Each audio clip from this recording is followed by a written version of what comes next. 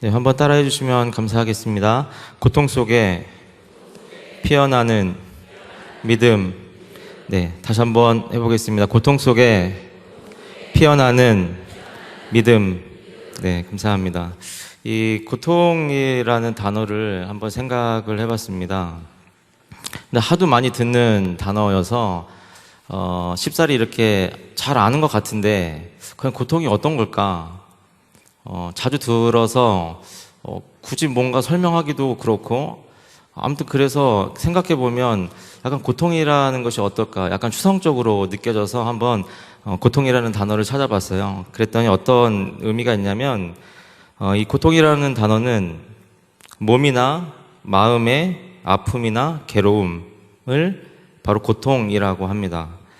몸이나 마음의 아픔과 괴로움을 고통이라고 해요. 이 고통이라고 하는 것은 육체뿐만이 아니라 영적으로도 아프고 괴로운 상태를 이야기하고 있는 것이죠. 우리가 그런 상태에 의해서 고통이라는 그런 관계 속에 살고 있는데, 그런 상태에서 믿음이라는 것이 과연 어떤 작용을 하고 있는가, 고통 속에서 믿음이라는 것이 어떤 의미로 우리에게 다가오고 있는가, 오늘 이것을 가지고 여러분들과 함께 은혜를 나누고자 합니다. 신학교를 다닐 때요, 친구 동기 전도사들하고 이런 게임을 가끔씩 한번 합니다. 어떤 게임을 했냐면 가난 배틀이라는 게임을 한 번씩 해요. 가난 배틀. 이게 무슨 이야기냐면, 지금까지 지내오면서 누가 더 힘든 삶을 살았는가, 그걸 한번 얘기를 해보는 거예요. 서로 내가 더 힘든 삶을 살았다, 아니다, 내가 더 힘든 삶을 살았어, 이런 걸 서로 주고받으면서 이야기를 하는 거죠. 사실은 뭐 게임이라고 하기는 좀 그렇고, 그냥 전도사들 안에서 하는 그런 어떤 문화 속의 하나라고 이해를 해주시면 될 것 같습니다. 지금까지 지내오면서 누가 더 힘들었는가, 어떤 상황들을 겪었는가, 그런 것들을 서로 이야기하는 것입니다. 여러 가지 이야기들이 나옵니다. 청소년기 시절에 부모님이 이혼을 하셔서 어려운 시기를 겪었다. 혹은 사춘기 시절에 친구들을 잘못 만나서 내가 내 진로를 잘 정하지 못했다. 그래서 후회에 있는 삶을 살았다. 부모님이 하시는 사업이 부도가 나서 가족들이 뿔뿔이 흩어질 수밖에 없는, 그래서 늘 눈치 보고 위축되어서 살아가는 그런 이야기를 하는 거죠. 혹은 또 가족 중에 누군가 불의의 사고를 당하여서, 혹은 병으로 인하여서 가족의 죽음에 대한 이야기도 나오는 것이죠. 또한 학대받은 이야기, 또 학교에서 왕따 당한 이야기, 또 재정적으로 힘들었던 이야기, 또 자신이 질병에 걸려서 투병 생활했던 이야기까지 여러 가지 이야기를 합니다. 사실은 이 이야기를 하면서 심각하게 이야기를 하지는 않습니다. 대신에 뭔가 가볍게 이야기하는 것 같지만 그 마음에는 아직도 기억 속에 남아있는 고통이라는 것이 남아있는 것이죠. 사실 어떻게 보면 눈물 없이는 듣지 못할 이야기들이 여러 가지가 쏟아져 나옵니다. 그런데 그런 것을 들으면서 생각을 하게 됩니다. 저 정도의 힘듦이면 별로 힘든 것 같지 않은데, 저 정도의 힘듦이면 나는 아마 견디지 못했을 것 같아, 나는 그냥 쓰러졌을 것 같아, 포기했을 것 같아, 이런 생각을 하기도 하는 거죠. 그런데 중요한 것은 이 힘든 일이라고 하는 건, 자신이 고통받았던 것을 떠올렸을 때 생각되는 것은 절대적인 기준이 없다는 거예요. 다 상대적인 기준에 의하여서 느끼게 된다라는 것이죠. 또 하나 느낀 점은 무엇이냐면, 누구나 고통이 없는 사람은 없구나, 어느 누구도 고통 없이 편안하게 지낸 사람은 없구나라는 것이었습니다. 그리고 그와 관련하여서 자신의 의지와 상관없이 당하는 고통들이 참 많이 있구나. 내가 무엇인가 잘못해서 나의 무슨 어떤 선택에 의해서 내가 고통당하는 것도 있지만, 내 의지와는 상관없이 당하는 고통들이 상당 부분 많이 있구나라는 생각을 하게 됩니다. 그래서 우리 모두는 각자의 몸과 마음의 아픔과 괴로움을 가지고 살고 있구나, 이런 생각을 하게 되는 것이죠. 여러분들은 어떤 고통을 가지고 계십니까? 어떤 부분이 나의 몸을 아프게 하고 어떤 부분이 나의 마음을 아프고 괴롭게 하는지 한번 생각을 해보셨으면 좋겠어요. 또 그 원인이, 그 고통의 원인이 나에게 있는지 아니면 타인에게 있는지도 한번 생각해 보면 좋을 것 같습니다. 또 한 가지는 내 삶 속에서 나를 가장 괴롭혔던 고통이 생각난다면, 그게 언제였을까요? 과거였을까요? 아니면 현재인가요? 아니면 지금도 진행 중에 있나요? 오늘 본문의 말씀은 이 욥을 통하여서 삶 속에서 겪게 되는 고통에 대한 이야기를 하고 있습니다. 이 욥을 어떤 사람이냐고 한마디로 좀 정의를 해본다면 고난과 고통의 끝판왕, 그러니까 최고봉이라고 이야기할 수 있는 거예요. 이 고난과 고통에 대해서는 나를 따라올 사람이 없다라고 이야기를 할 수 있는 것이죠. 그러면 그가 어떤 고통을 당했는지 한번 말씀을 통하여서 보고자 합니다. 먼저 이 욥은요, 하나님 앞에서 온전하다라는 평을 받는 사람입니다. 그리고 하나님 앞에서 정직하고 하나님을 경외하고 악에서 떠난 자라고 성경은 기록하고 있습니다. 그런 사람이 어떤 생활을 하고 있었냐면, 먼저 욥은 아들이 7명, 딸이 3명, 총 10명의 자녀가 있었습니다. 이 재산은 양이 7,000마리, 낙타가 3,000마리, 소가 500결이, 암나귀가 500마리, 종도 많이 있었다고 기록하고 있습니다. 그래서 이 사람을 어떻게 이야기하냐면 동방 중에 가장 훌륭한 자, 그의 소유물이 땅에 넘치는 자라고 성경은 기록하고 있습니다.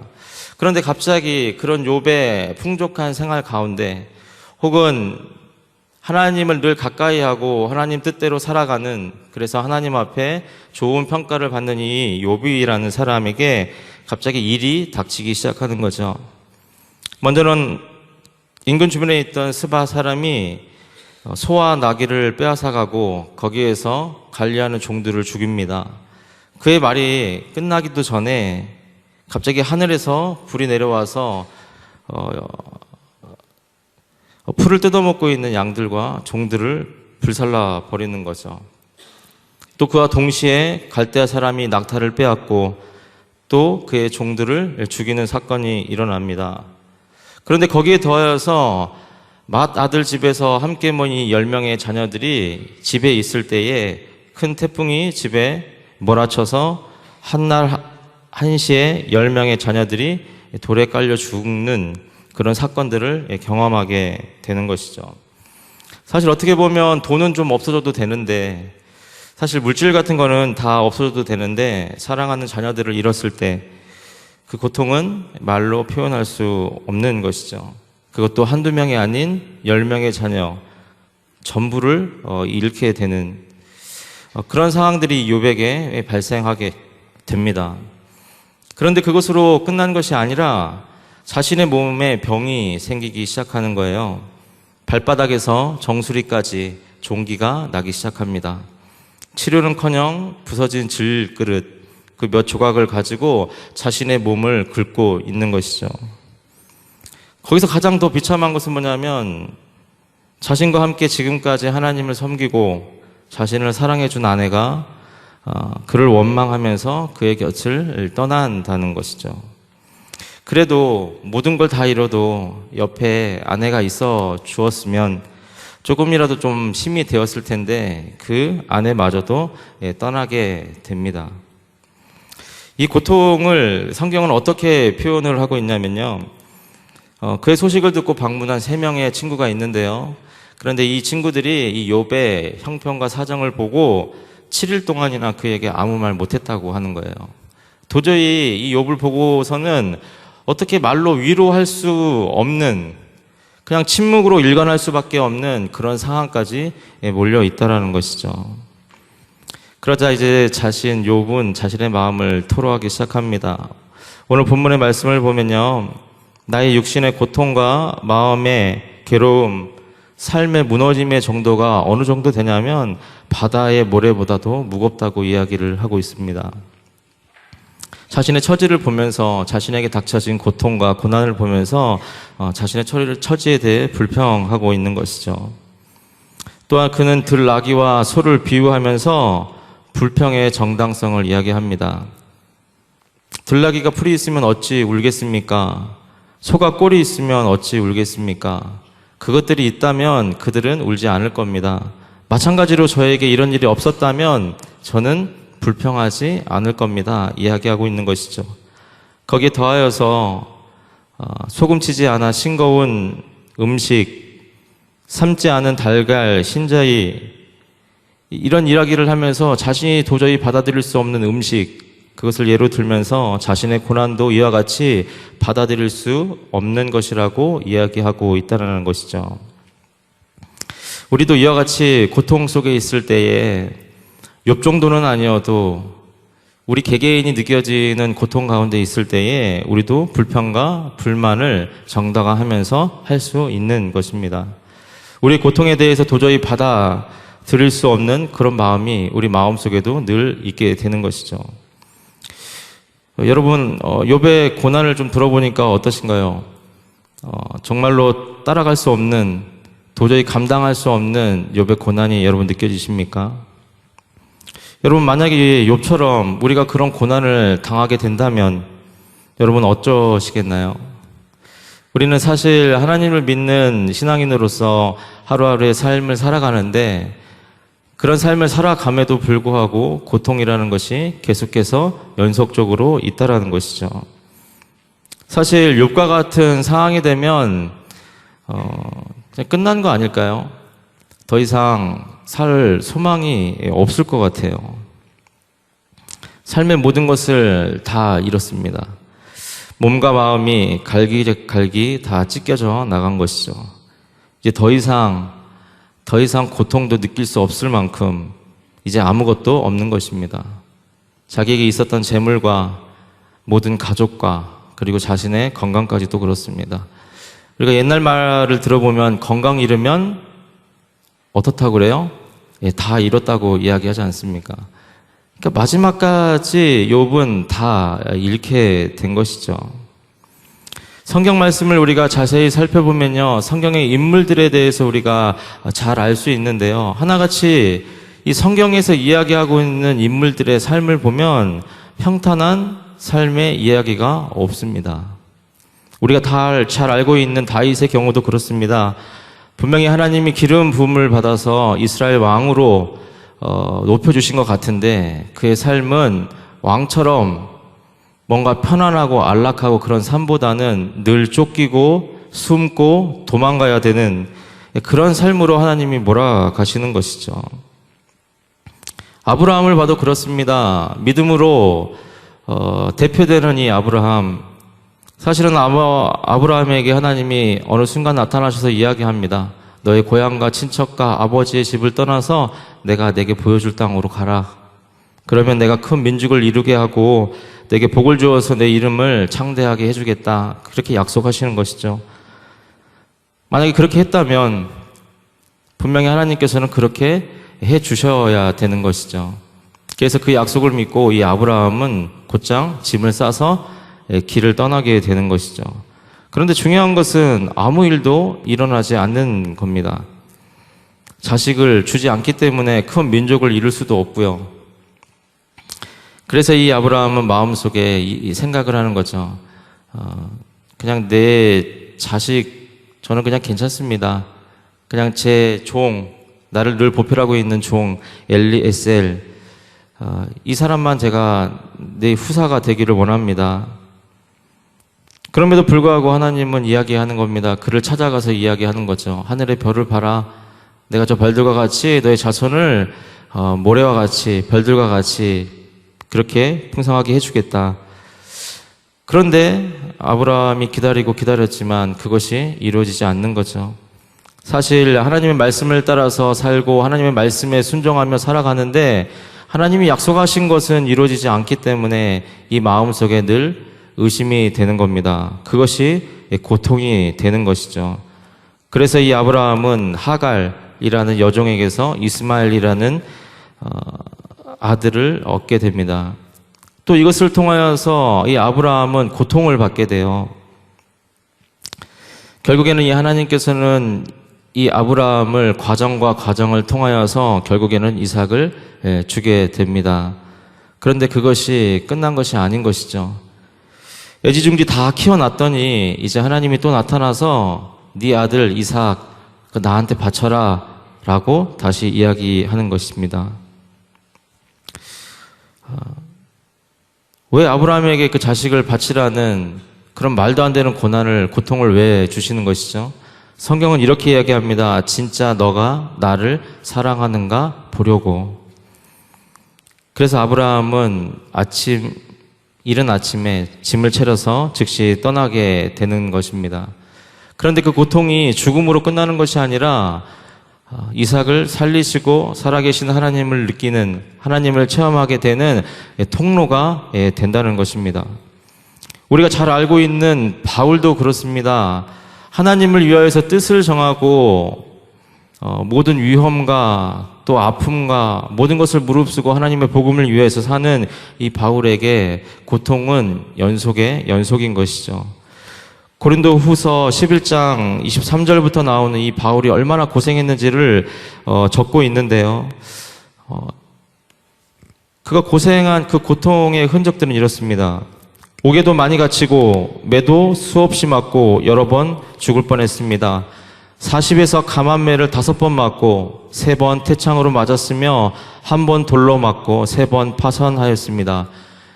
일주야를 깊은 바다에서 지냈고 강의 위험과 강도의 위험과 동족의 위험과 이방인의 위험과 바다의 위험과 거짓 형제 중의 위험을 당하고 수고하며 애쓰며 여러 번 자지 못하였고 줄이고 목마르고 여러 번 굶고 춥고 헐벗었습니다 라고 이야기하고 있습니다. 그런데 왜 바울은 이것을 자랑하고 있는 것입니까? 왜 그렇게 힘든 것을 마치 제가 서두에 이야기했던 것처럼 나는 이만큼 고생했어, 나는 이만큼 하나님을 위하여서 내가 헌신했어, 이런 것들을 왜 이야기하는 것입니까? 그것은 바로 그 고난과 고통 가운데 하나님이 드러나기 때문입니다. 주님이 온전히 드러나기 때문에 그 고통 가운데서 느껴지는, 그 고통 가운데서 인도하시는 그 하나님을 이야기한다는 것이죠. 제가 어렸을 때 아버지가 자그마한 사업장을 하셨어요. 그런데 어렸을 때 제 눈에 아버지의 모습은 굉장히 멋있어 보였습니다. 항상 출근하실 때 옆에는 그 검은색 가죽 가방 같은 걸 이렇게 항상 끼고 다니셨어요. 지금 생각해보면 그 수군 가방 있잖아요. 수군 가방을 항상 여기 옆에 끼시고 검은 선글라스를 끼시고 좀 큰 오토바이를 타고 다니셨습니다. 그래서 아버지한테, 아침에 출근하는 아버지한테 제가 갖고 싶은 거를 이야기를 해요. 아빠, 저는 오늘 뭐를 갖고 싶어요. 근데 그 당시 한참 유행했던 비타민제가 있었는데요. 지금 이름은 생각나지 않는데 손오공처럼, 이 손오공 그 지팡이처럼 생긴 비타민제가 그때 아마 새롭게 나왔었어요. 처음 나온 시기에 TV 광고를 보고 아버지께 이야기를 하는 거죠. 아버지, 저 그거 먹고 싶은데 사주세요. 그러면 반드시 퇴근하시는 길에 아버지 손에 그것이 들려있는 거예요. 자전거도 마찬가지였습니다. 자전거를 타고 싶은데 자전거를 아침에 출근하시는 아버지께 이야기하면 저녁에 차에다 자전거를 싣고 집으로 돌아오셨어요. 그런데 그런 삶을 아버지께서는 정리하시고 사역자의 길을 갔을 때에 저를 하루는 부르시는 거예요. 그래서 뭐라고 이야기하시냐면, 성광아, 이제 네가 갖고 싶은 거 있잖아. 네가 먹고 싶은 거. 그런 거 이제 아빠한테 이야기하지 말고 저 하늘에 계시는 하나님한테 한번 이야기해 볼래? 그러시는 거예요. 처음에 잘 몰랐습니다. 내가 왜 아빠가 있는데 그분한테 이야기를 해야 돼요? 예전에는 아빠가 늘 해줬는데 이제는 아빠가 그걸 잘 못 해줄 것 같아. 그렇게 이야기하시는 거예요. 그래서 저는 그때부터 개척교회를 하시는 그 아버지 교회에 가서 먹고 싶은 게 있으면, 갖고 싶은 게 있으면, 혹은 입고 싶은 게 있으면 기도를 해야만 됐습니다. 지금 생각해보면 그 기도하는 게 굉장히 저한테는 고통이었어요. 왜 다른 친구들은 부모님에게 갖고 싶은 거, 입고 싶은 거, 먹고 싶은 거 그런 거 이야기하면 사주는데 왜 저는 멀리 있는 교회까지 가가지고 그것도 저녁에 무릎 꿇고 기도를 해야 되나요? 그게 귀찮았어요.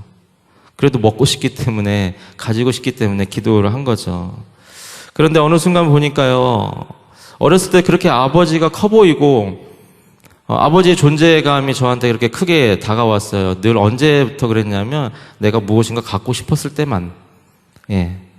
그런데 어느 순간 제가 뒤돌아보니 이제 그 아버지는 사라지시고 내가 늘 하나님과 이야기했던, 하나님과 기도했던 그 하나님이 더 크게 보이기 시작하는 것이죠.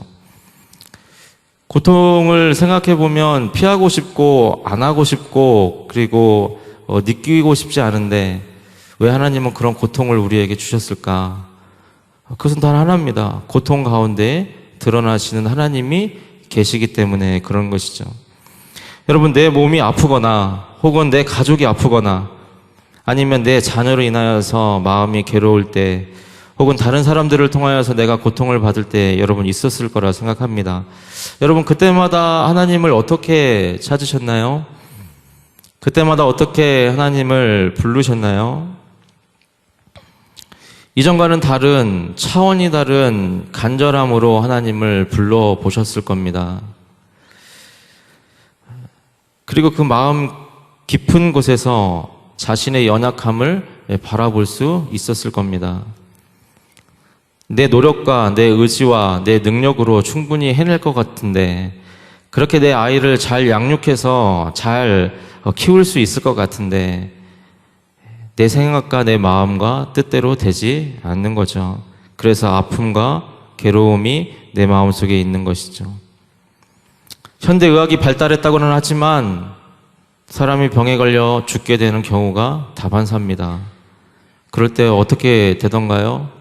하나님 앞에 무릎 꿇고 기도할 수밖에 없는 나를 발견하게 된다는 것이죠.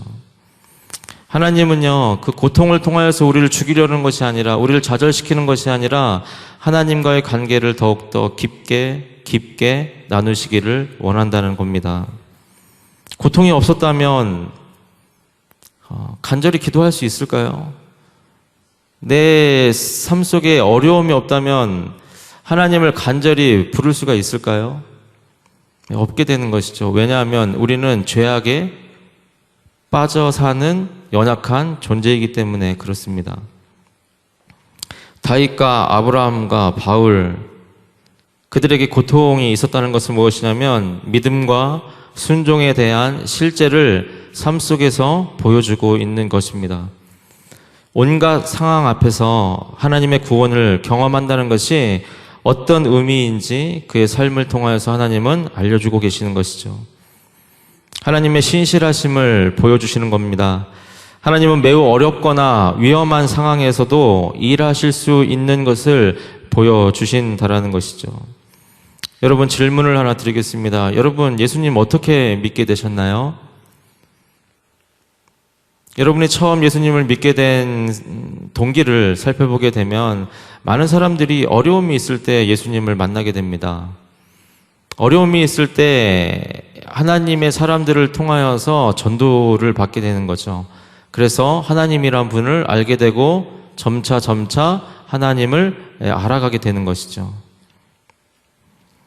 그런데 그런 고통이 없었다면, 그런 삶의 어려움이 없었다면 우리의 삶은 하나님을 찾지도 않을 뿐더러 하나님을 만날 수 있는 기회가 없게 되는 것입니다. 왜 하나님께서는 이런 고통을 계속 우리에게 연속적으로 주시는가?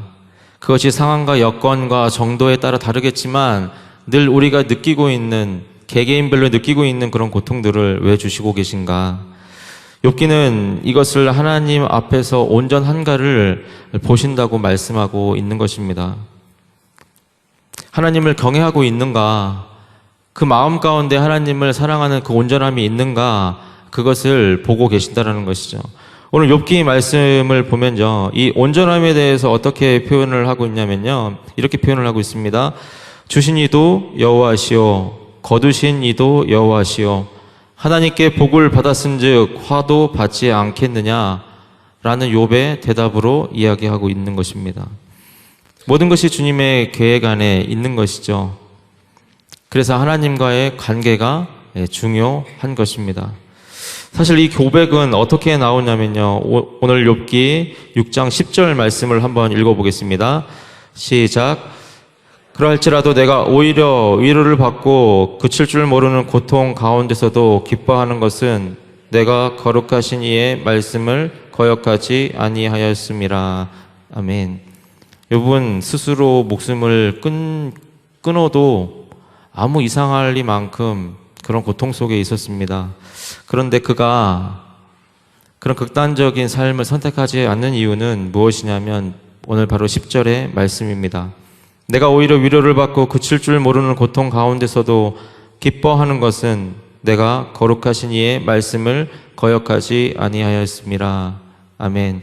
우리가 고통 속에 있지만 우리 마음 가운데 위로가 되는 것은 무엇이냐면 늘 내가 하나님을 따라 하나님의 말씀을 따라 사는 것, 그것이 우리의 마음의 위로가 되는 것이죠. 며칠 전에 어머니와 함께 이야기할 기회가 있었습니다. 어머니가 요즘 몸이 좀 안 좋으셔서 병원을 좀 다니시고 계셨는데 아들 된 입장으로 걱정이 되는 거예요. 어머니가 건강하셨으면 좋겠다. 더 건강하게 더 나랑 좋은 시간들 더 보냈으면 좋겠다. 이런 마음이 있는 것이죠. 그래서 생각을 해봤습니다. 어머니랑 대화 속에서 아프니까 두렵지 않으세요? 아프니까 뭔가 불편하지 않으세요? 그런데 신기하게 어머니의 태도는 되게 평안해 보이신 거예요. 별로 그렇게 심각하게도 생각 안 하시고요. 병원 가서 고치면 되지. 병원 가서 치료받으면 되지. 이야기하고 계시는 것이죠.